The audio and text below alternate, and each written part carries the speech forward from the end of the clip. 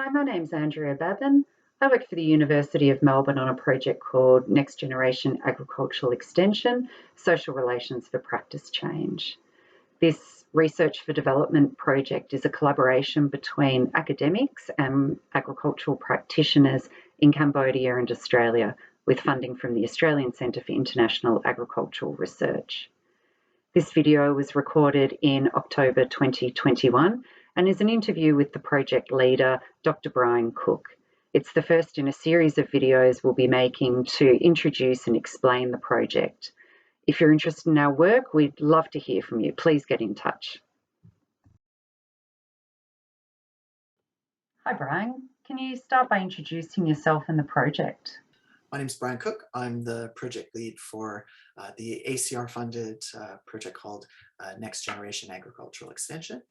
The Next Gen's a bit of a play on words, which is something I love in the sense that it's about pushing forward a new way of thinking about agricultural extension. But in the back of my head, it's also for the next generation. It's the farmers and their families, their children, and hopefully supporting improved livelihoods in rural Cambodia for that next generation.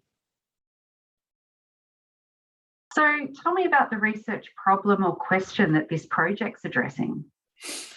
Yeah, well, it's really interesting. So there was an earlier project and that kind of explored why farmers do or don't adopt or change their behavior.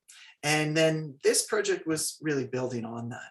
And it's saying we need to get right into the thick of adoption and experience and practices and understandings of farmers. And so it's a fairly innovative project in the sense that we are intervening. We are at the forefront, or placing ourselves at the forefront of this intersection between farmers and the various other actors who are trying to prompt them into behavior change.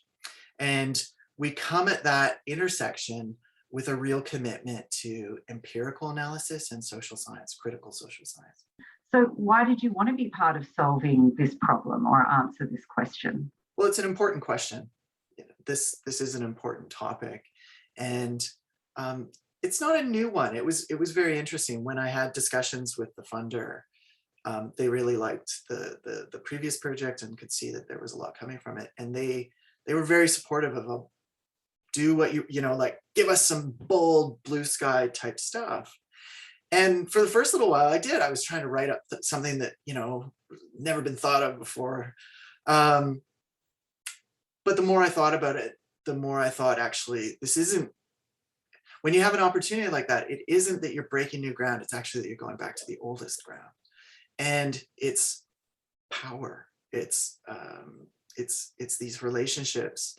It's about collective action. It's about profit motives and capital and labor and resilience and people and their strategies to circumvent and profit, and really to do well by their kids. The vast majority of these very, very poor farmers are making all of their actions in light of trying to improve the lot of their children, And so for me, I just think that's the prime question at the moment is, how can we slow, limit, reduce the advantages that accrue to people with power and capital?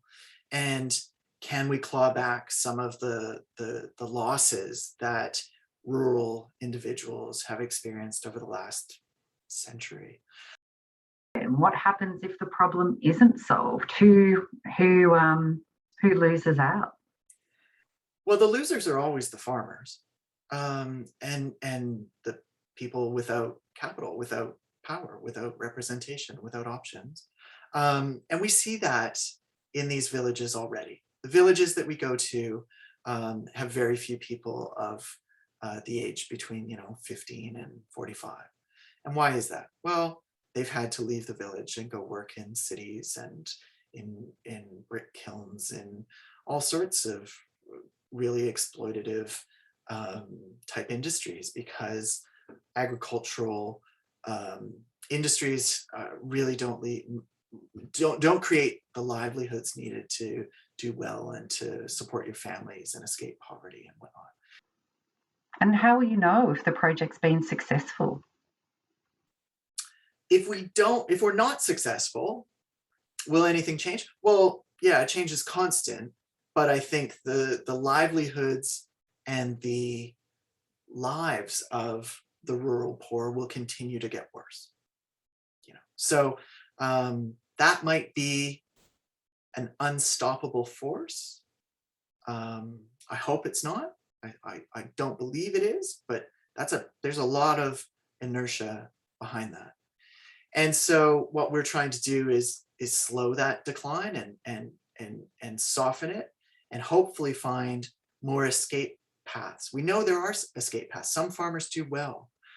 Some groups can succeed. Some change and evolve and capitalize and do really well. And if we can broaden or increase the number of people who are accessing those kinds of pathways, then that's a job well done. What else would you like people to know about what you're doing on the project? What else would I like people to know? That they're always welcome to get in touch.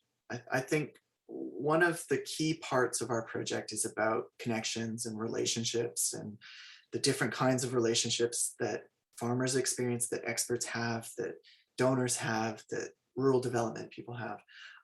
And this project relies on them.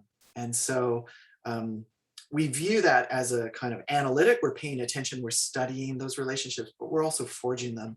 We're relying on them ourselves, and you can never know enough. And so anyone who's kind of watched this and said, I'm interested in that, we're just so eager to hear from people and to involve them wherever possible, and to get their thoughts and contributions on this really important issue.